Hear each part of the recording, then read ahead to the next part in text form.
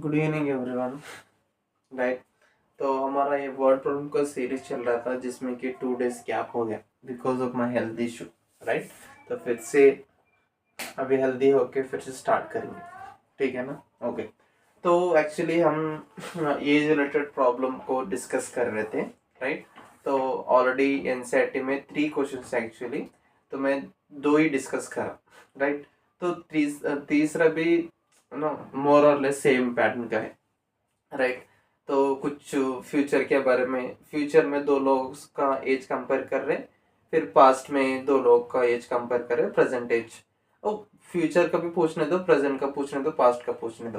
Right, अगर आप present को एक्स और वाई मान लिए, समझो एक्स और वाई का वैल्यू मिल गया है, तो आप कौन सा भी फाइंड कर सकते हैं। क्लियर है ना? ना तो इसमें एक अलग पैटर्न ऑफ क्वेश्चन है जो कि एग्जाम्पलर का क्वेश्चन है। ओके, एग्जाम्पलर बुक रहता है ना, उसका क्वेश्चन है। राइट ना, ये भी इसमें अभी तक जो भी हम क्वेश्चंस डिस्कस करें ना, उसमें 2 लोगों के बारे में, 2 लोगों को एज को कंपेयर करें या फिर उन दोनों का रिलेशन दिए, लेकिन इसमें 3 लोगों के बारे में डिस्कस करें। ओके, मैं इस ऐसे ही और एक क्वेश्चन है वो सॉल्व में, वो भी मैं आज ही डिस्कस करूंगा इस क्वेश्चन के बाद, जो कि 4th क्वेश्चन होगा। राइट, तो ये क्वेश्चन को टैकल कैसे करना वो समझेंगे।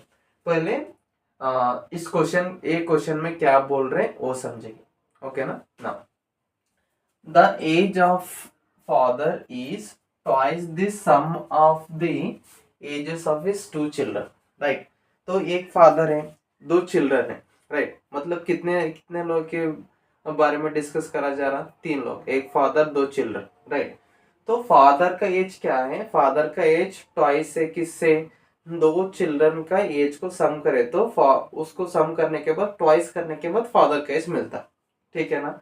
उसके बाद after 20 years his age will be equal to the sum of the ages of his children.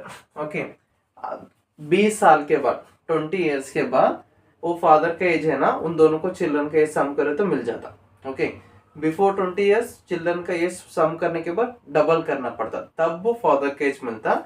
लेकिन 20 साल के बाद, 20 years के बाद खाली उन दोनों का चिल्ड्रन को एज को सम करे तो फादर का एज मिल जाता। ठीक है ना?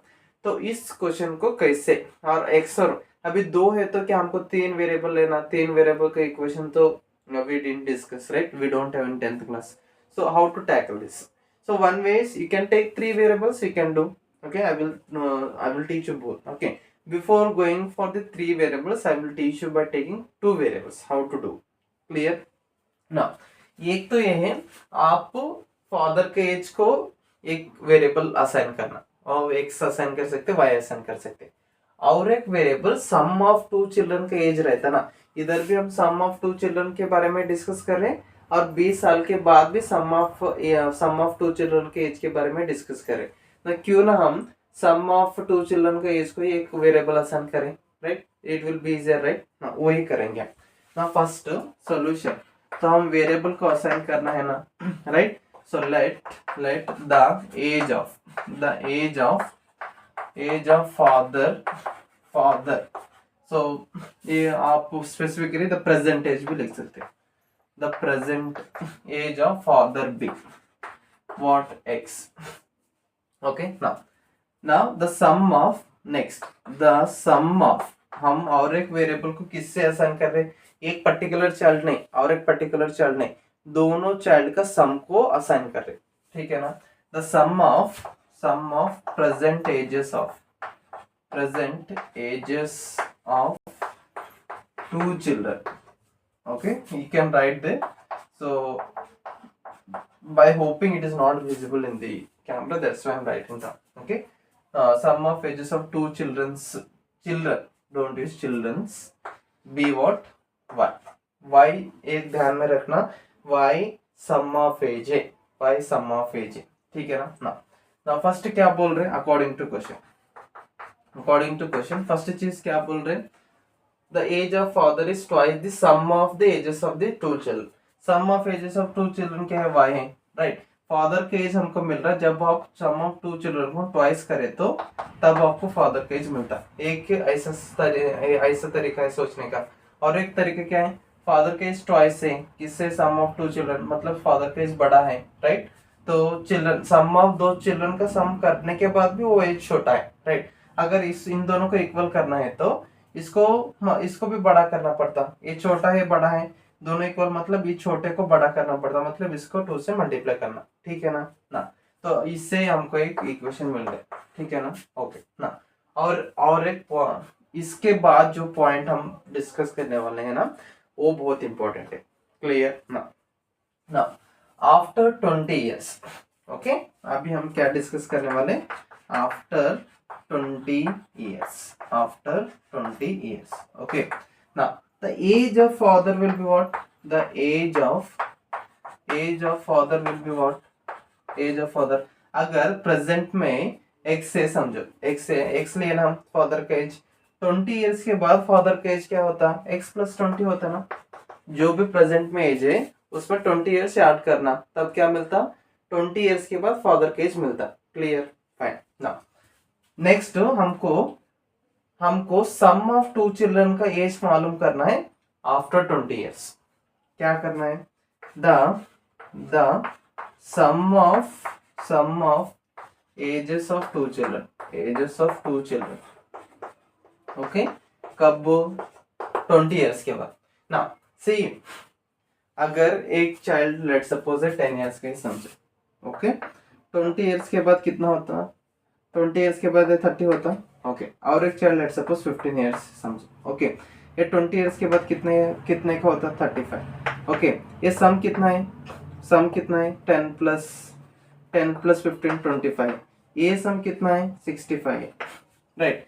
क्या जब हम 20 इयर्स इंक्रीज कर रहे, ये कितने से इंक्रीज हो रहा, 65 to 25, मतलब 40 इयर्स प्लस हो रहा ना, बढ़ रहे 20 इयर्स से, where it is increasing, the time is going by 20 years only, but sum is increasing by 40, reason being इस एक चाइल्ड का भी 20 इयर्स इंक्रीज हो रहा और एक चाइल्ड का भी 20 इयर्स इंक्रीज हो रहा, तो सम 40 इयर्स से इंक्रीज होता, क्लियर, व्हाट इट, अगर एक चाइल्ड 20 इयर्स से इंक्रीज हुआ और एक चाइल्ड भी 20 इयर्स से इंक्रीज हुआ, मतलब उनका सम 40 इयर्स से इंक्रीज होता। अगर 3 चिल्ड्रन से समझो 20 साल के बाद कितना होता, उनका सम 60 इयर्स से ज्यादा होता, got it.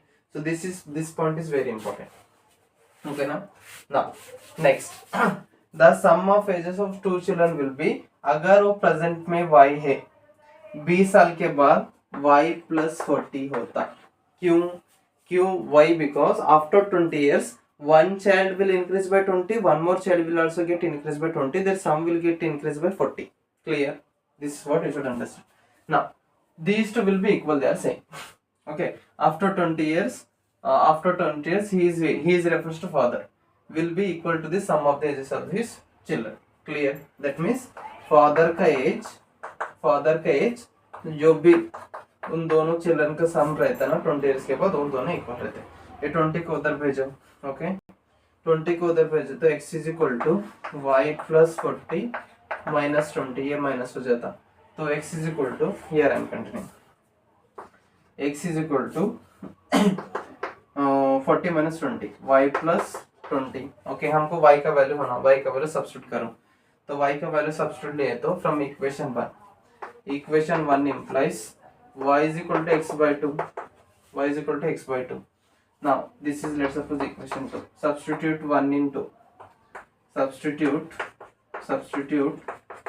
1 substitute y is equal to x by 2 into, okay, now x by 2 substitute करके सॉल्व करो, okay,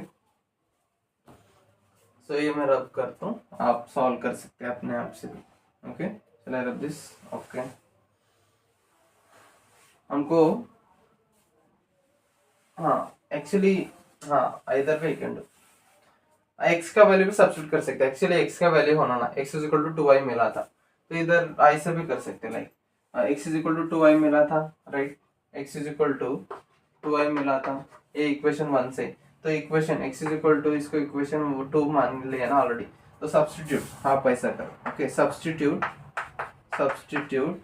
x is equal to 2y into, okay, 2 implies what, 2 क्या है, x is equal to y plus 20, okay, हमको x का value होना, right, तो x is equal to क्या है 2y है 2y इक्वल टू x का वैल्यू इसलिए वैसे करें ना ओके 2y है y प्लस 20 है राइट इसको इधर लेके आओ 2y minus y is equal to 20 2y minus y is equal to 20 right तो y का वैल्यू ये सम ऑफ टू चिल्ड्रन का इस मिल गया हमको नाउ इक्वेशन 1 इंप्लाइज इक्वेशन 1 क्या है x is equal to 2y है x is equal to 2 into y का वैल्यू क्या है 20 है तो x इज इक्वल टू क्या है 40 है तो फादर का age therefore the age of